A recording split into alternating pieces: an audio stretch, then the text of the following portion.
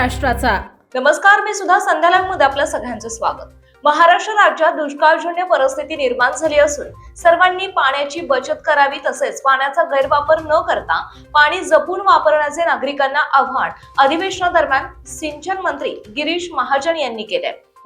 पाऊस येतो 1-2 किलोमीटर मध्ये पडतो असं वाटतं, सुरुवात झाली दुसरीकडे पाऊसच नाहीये। अतिशय वाईट परिस्थिती एलनिनोच्या प्रभावामुळे कित्येक वर्षामध्ये अशी परिस्थिती यावेळेला महाराष्ट्रामध्ये दिवसामध्ये या ठिकाणी आलेली आहे आणि म्हणून जास्तीत जास्त पाण्याची बचत आम्हाला कशी करता येईल, पाणी कसं वाचवता येईल आणि पाऊस पडत नाही, धरणं भरत नाही तोपर्यंत